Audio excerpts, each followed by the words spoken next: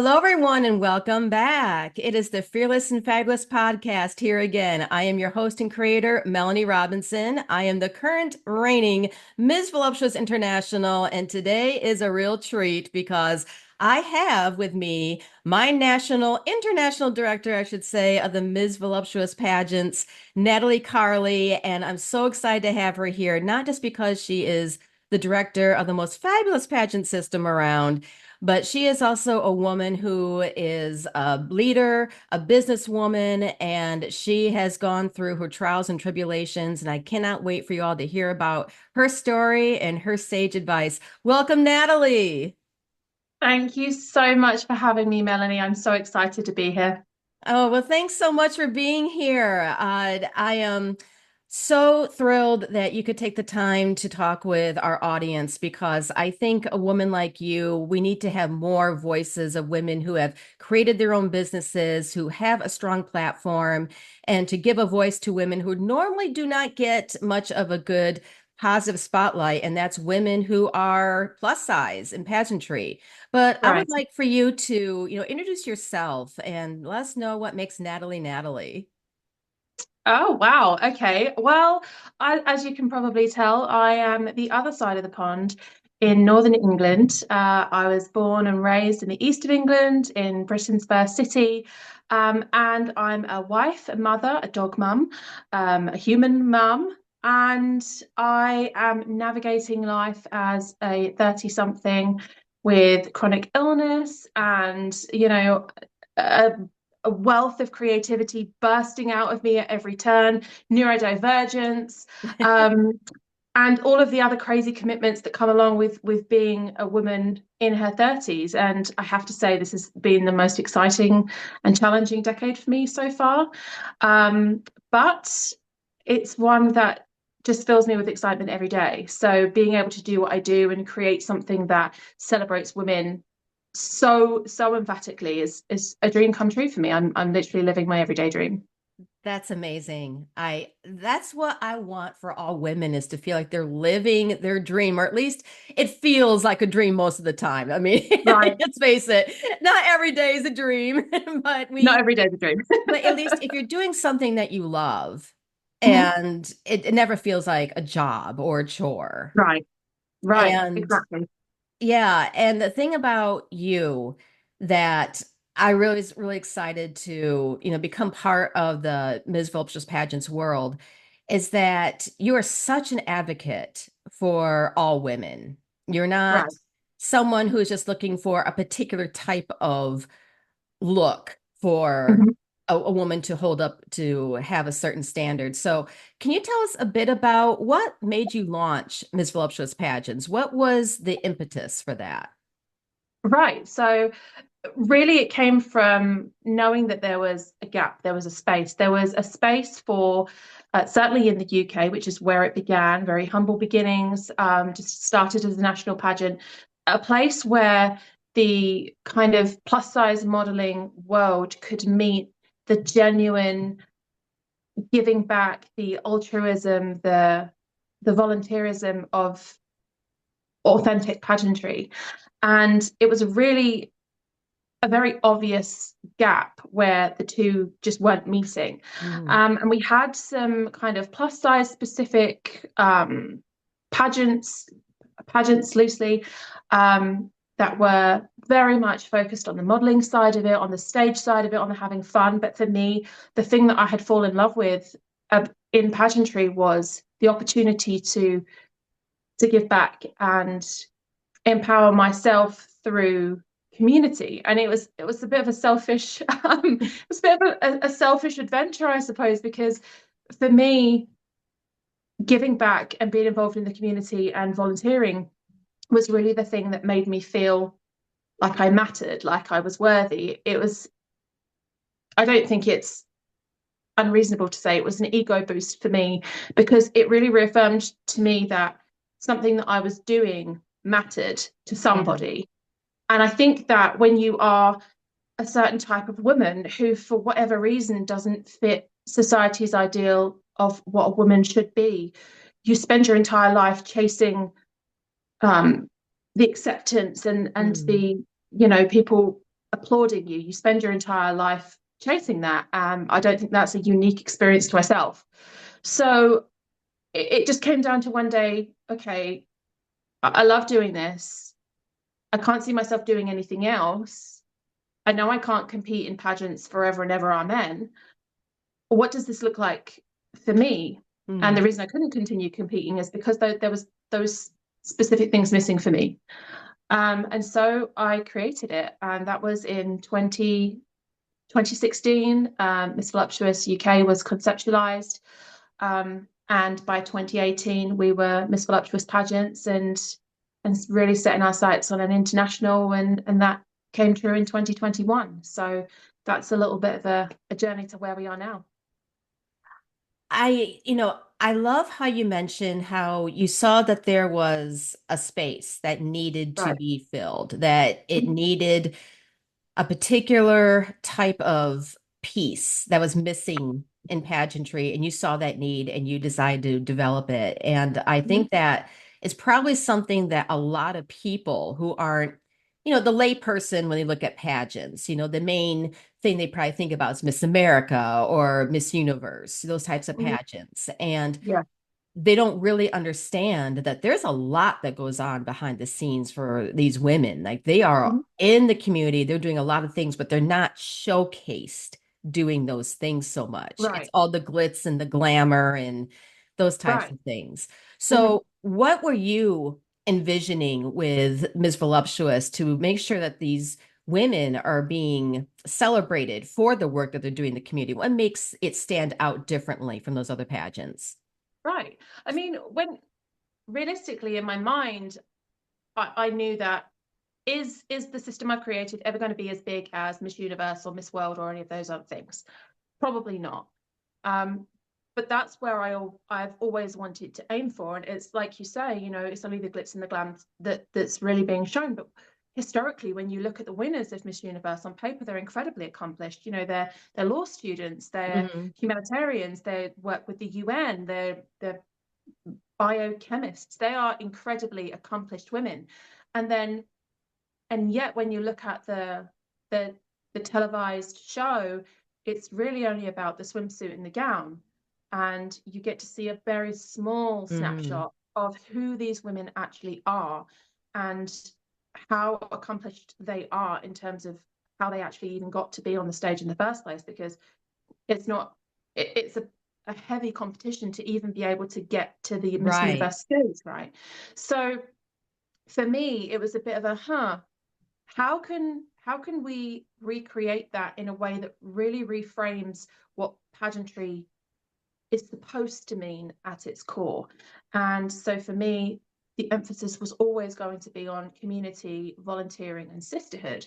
And so the way that we began to do that, and certainly in the last, you know, 2 years after our first international, was let's stop framing this as a competition, because that's actually the least exciting part of pageantry, and really start looking at it as a sorority, a week long sleepover, um, an experience that really is a well rounded opportunity for people to come make new friends from all over the world, learn new things. And that really came from being in competition myself and thinking about the parts of the things that I'd been involved with really stood out to me.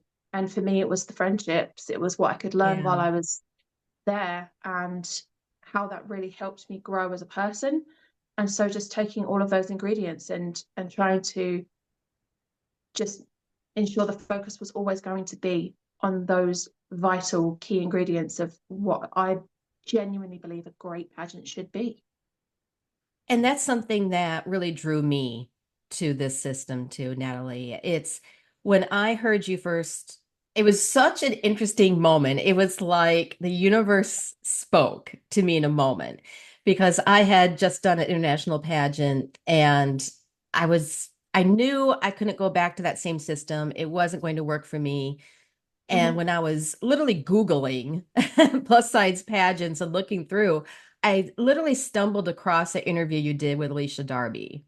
And Mhm. when I heard you talk about what you were trying to do and what MVP stood for, it was like a light went on in my brain. And like, this is the woman who gets it. This is the woman who has something different, who is trying to, celebrate a woman no matter what her age or size is, but it's really about what she does. And I can let all the listeners know here is that during pageant week at Miss Voluptuous, it really is about meeting the other women Mhm. and getting to know their stories. I felt very little like competitiveness amongst the women.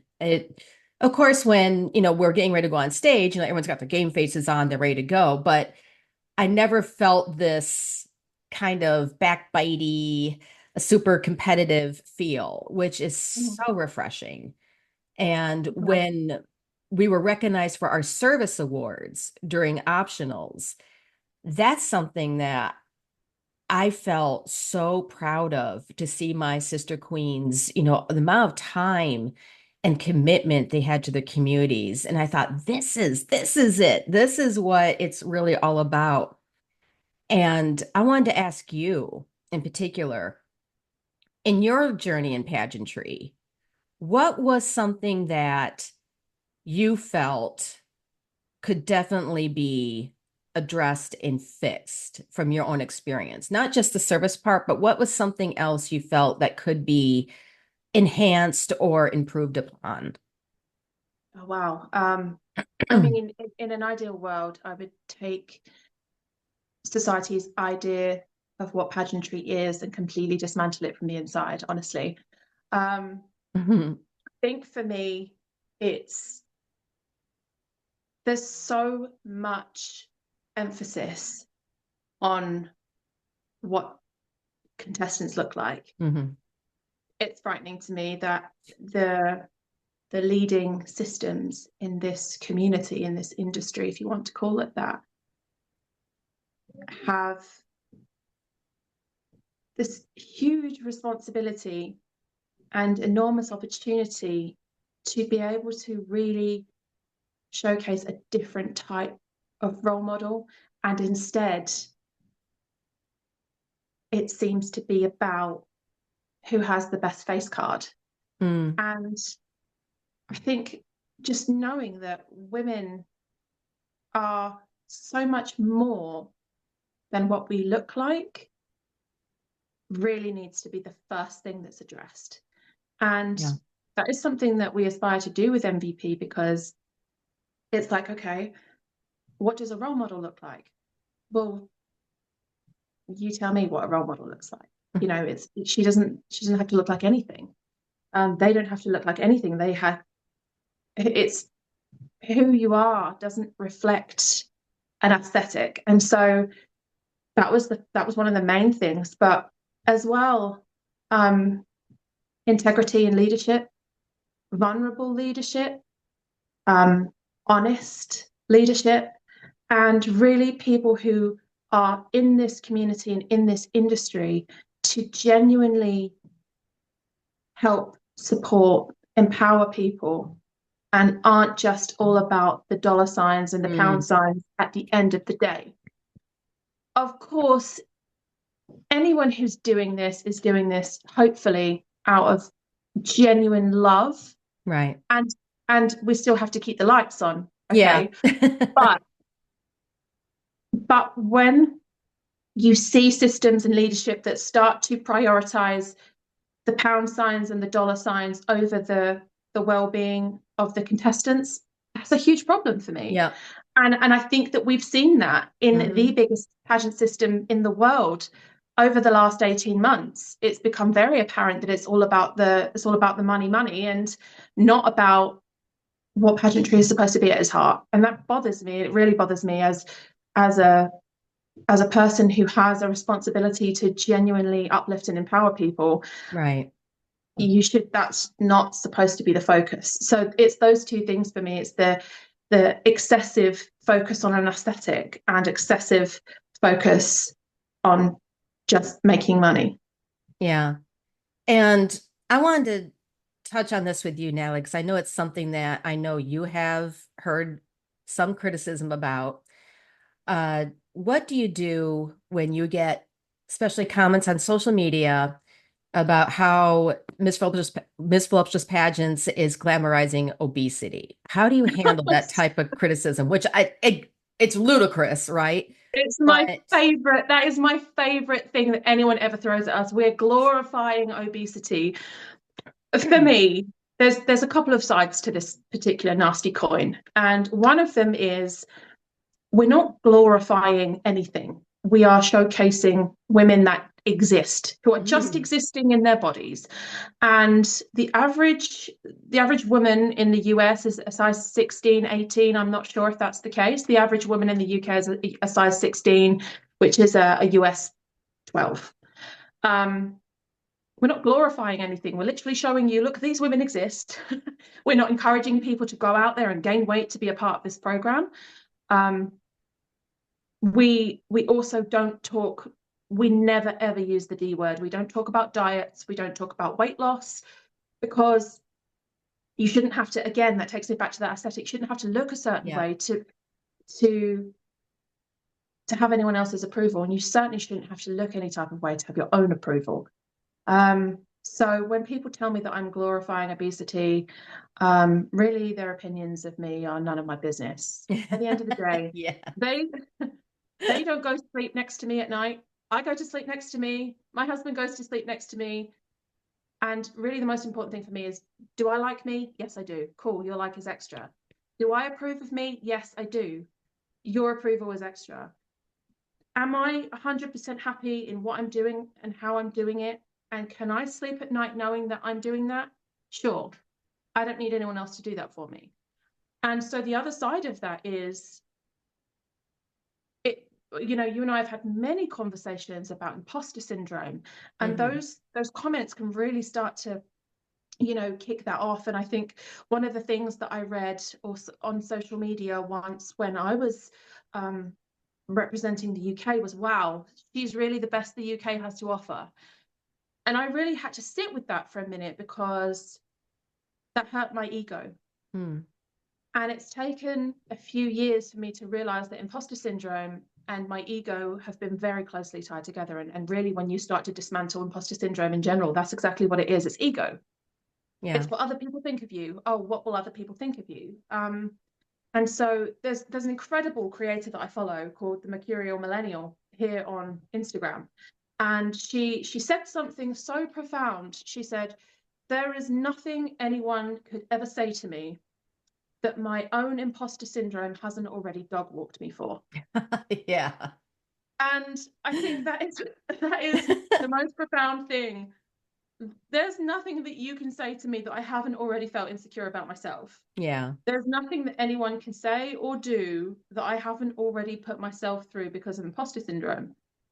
And I think that sitting with that and sitting with my ego over that and deciding, okay, what is this really about, has been really eye-opening and reflective for me, in that now anything that people say and come at me with regarding myself, my appearance, my system, the work that we're doing collectively, our sisterhood, it's water off a duck's back now. Nice. I love hearing that. Would you say that's probably the biggest challenge that you've had to go Oh through? my God. Yeah, absolutely. And, everybody, I think, we're a whole generation of people who grew up with being parented by a certain generation, who were parented by a certain generation. And, we were a whole generation that have been traumatized by the coming of age on the internet, and what that means to be constantly comparing yourself to everybody else. And the attitude, potentially not for everybody of course, but for a lot of us, from our parents, like, well, I had to struggle, you'll be fine. Yeah.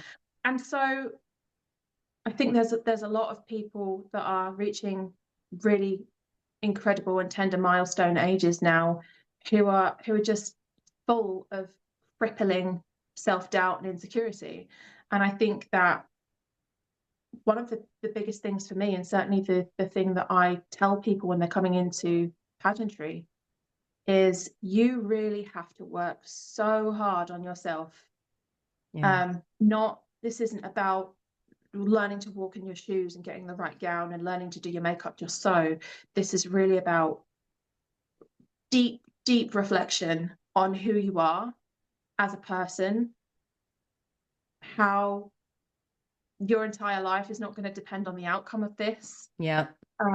what you have to offer as a human, and really what life can look like after today, after competition day, after next week, at the end of your reign even. But really doing that inner work has been the only thing has stopped me from being my biggest bully, if I'm Mm. really honest with you, really honest. Yeah. And I think that's really, really sound advice, not just for pageantry, but just life in general, Right. that I know for myself. Uh, the main thing that pageantry did for me, because I came into it just as a, well, I'm entering my 50s. I'm going to do something Right. really different and, try to face this new decade in a new way. And when I really started working on myself and my own self-doubts and working with those little fears in my head, because I had a huge fear of aging, Natalie. Like it Right. was a message that my mother passed on to me unintentionally because her Mhm. mother passed it on to her. So that tape was strong in my brain. When I Right. did that work on myself and really learned to appreciate who I am, no matter what stage of life I'm at, it just opened up so much inside and made me much more calmer. Mhm. And when things come up in my life that are challenging, it's not so anxious and Right. scary. Like I can handle it better because I've done the work. Right. And I would say that, especially with Miss Voluptuous, there's even like time that we dedicated during pageant week to journaling and Right. self-reflection. And I Yeah. think that's a piece that does get missed a lot in pageants is that Mhm. focus on your own inner work. And I Yeah. think that's, because that way there's only one person who's going to win those titles, right? Right. So you have to be able to be happy with what you've done, no Mhm. matter what happens. Mhm. Um, so what would you say to a woman who is thinking about pageantry, but maybe has been told, you're not pretty enough, or what are you thinking about? That's crazy. You're not going to do that great. Like, what would you say to a woman who is thinking about it but needs to take that step? So I think I would tell anyone who's looking to enter pageantry, especially one who's been told those negative things, it's never going to be you. How did you feel on hearing that? Because there's two ways it can go. You can feel completely demoralized and think you're absolutely right. What am I doing? Oh, I'll do it anyway, but I've got no chance of winning. Or were you someone that was like, fair, okay, let's do it. Let's show you what I'm made of. Because if it's the first option, you're not ready. You have to go and do that inner work. You have to go and work on you. Because statistically, it's a gamble. Entering a pageant it's a huge gamble. It's a form of gambling, especially when you consider the time, the effort, the money that's involved in especially international level competition. This is an incredibly expensive hobby, right? Yeah. And you go into it and statistically the odds are not in your favor. So you have to go into it knowing A, that you're good with that no matter what, and B, knowing what it is exactly that you want to get out of competition week and out of that competition journey that is outside of a win. Is it that you want to learn something new? Is it that you want to make new friends? Is it that you want to just widen your circle, diversify your circle? Because if it's those things, absolutely dive right in, do your research, find a system that aligns. Not every system is going to be a great fit for every person. Right. Find something that you really genuinely feel like aligns and go for it. And if you have to keep trying different systems until you find one that you feel like is a right fit, that's okay too. I know there's a lot of talk about, crown chasing and system hopping and pageantry, but really, you wouldn't go into a store and try on a pair of jeans and then be like, well, they don't really fit, but well, I'm in the store now, so I'll just keep buying the same pair. Of course you wouldn't. You'd keep shopping around until you found a Yeah. brand and the size and everything that worked for you, right? So that's really how I feel about pageantry. You have to just keep shopping around until you find the one that carries your size in fit that's comfortable. So that's really how I look at it. And I think that people have to be really, really honest with themselves going into competition. Are you ready to face some facts about yourself? Are you ready to, you know, have to deal with those tough questions about yourself? And the person that's going to be asking those is you. Are you going to be someone that right at the last minute is going to be like, oh my God, I haven't done enough because look at what this person's doing and look at what that person's doing? Or are you going to be someone that's going to go into this like, I am good no matter what. I'm so excited for this opportunity. This is going to be the experience of a lifetime, because those things vastly differ Yeah. in terms of the result. And something that we've seen with MVP International specifically is that the women who win are never the women who come in super competitive, game face on, that those are never our winners. The women who are come in and are like, I'm here for a great time, but I've done the work, Yeah. those are always our successful women. Always. And everyone prepares differently. It's just about how you prepare, I think. I went Absolutely. on and on and on. I'm so sorry. Was so long. Yeah. No, and I totally agree. I was just on plus size pageant talks recently, and one of the things that I mentioned is the crown that I have right now. The title is for 1 year. I'm going to be handing it off Right. next October, Right. and I can't focus my whole life around a title that I have. I have a life Right. beyond that. So Absolutely. everything I've done before the pageant is still going to continue after the Mhm. title, is passed over. I still have a life to lead. And I think that's a good analogy, especially if you're starting up a new business, that you have to have so much faith in yourself and what you're Mhm. trying to do that you have to be willing to drown out the noise around you, because that's what successful people do, that Mhm. they have a plan, they try different things. If one thing doesn't work, they try something else, they keep growing, they keep adapting. It's something that you have to do in order to become successful no matter what you're chasing. Right, exactly. And the person that's going to wake up with that dream in their heart and go to bed with that dream in their heart is you and nobody else. And that has to come from you. The work, the effort, the time that you put in, it has to come from you. It can't come from anybody else. And I think a lot of people, whether starting a business or going into pageantry, rely too heavily on other people and what they can, how they can help. And really, you just have to be good with going it alone Yeah. and knowing that you have the capability to do that. It's almost a delusional amount of faith in yourself.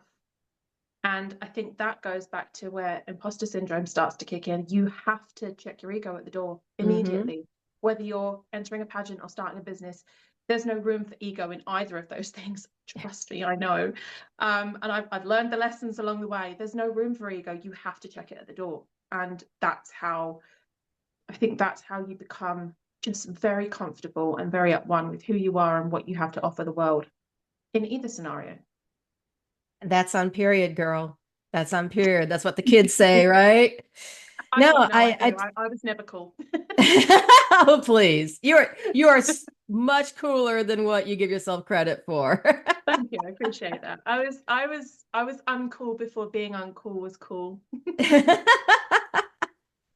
No, I totally agree with what you're saying. And that was a big lesson for me last year before I Yeah. started my last state reign is I figured out what it was that I needed to work on. And it Mhm. was the fact I had to get my own ego out of the way. Right. And I'm a professional communications instructor. I'm a performer. I have a lot of great skills, but I wasn't allowing myself to push my accolades out of the way and realize I still had room to grow. Right. And once I swallowed my pride a little bit and realized that, yes, I still need to grow and learn about some things about myself, then suddenly things started falling into place. Right. Doors opened. People were engaging with me more. It's so interesting when you make that little shift within yourself, how it just changes the energy around you. Hmm. It's really fascinating.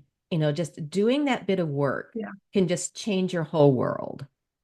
Yeah, because it's the second you check your ego, you're no longer afraid of failure. So you try Hmm. more things, I think the biggest lie that we're told as women is that, we're not our own worst critic. We absolutely are. And I think ego is going to kill more dreams and possibilities for us than anything else ever will.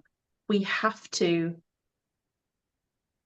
really be reflective and honest with ourselves about what's getting in our way. And I think 9 times out of 10 it's ego, because if you take ego out of the equation, you're not afraid to fail. You don't care what other people think. You go more fearlessly and fabulously after the Yeah, things that you want in life. And really, it's our biggest obstacle. It will always be our biggest obstacle, and it's not even our fault. It's pre-programmed into us, but that's something that we have to unlearn. We have to consciously unlearn. absolutely. Well, as we wind down our time here, and I could talk to you on here like for hours and hours, Thank you. uh, I always ask my guests this: what is one thing that makes you feel fabulous? Oh my goodness. Something that makes me feel fabulous. That's such a tough question, because I think there's a lot of things that you could say. Yeah. Um, Not my children crashing through the ceiling. That doesn't make me feel fabulous.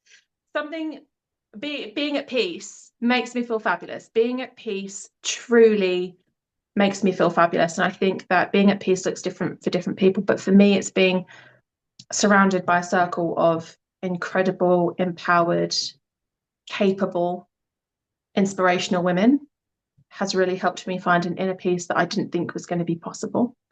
And that makes me feel fabulous. And going to sleep at night knowing that I'm proud of me and I like me, and my integrity is intact, that's what does it for me. It's that. Word. Love it. Peace. We love peace. Yes, we do.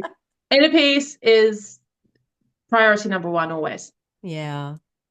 Well, as we have a couple minutes left here, can you tell our listeners how they can start applying to possibly become contestants for next year's pageant?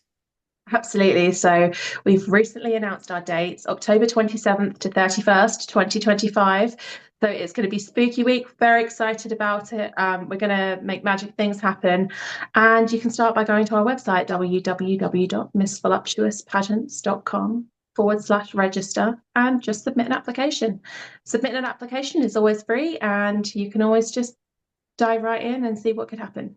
And I will also add anyone is more than welcome to direct message Natalie on Instagram at Miss Voluptuous Pageants. Anyone can talk to me too as a title holder. I am an open book. I'm willing to tell you everything about this amazing system, and I highly recommend it. I know that no matter what happens when you go, you're going to come out a different woman. You're going to find new growth within yourself. Natalie, thank you so much for talking with us. And I will put the links, of course, with our episode. And I just adore you. Thank you Thank so you so much. much. I adore you too. Thank you for having me. And thank you all for joining us for the Fearless and Fabulous podcast. Please watch this space. I got a lot more amazing guests coming up. Take care now.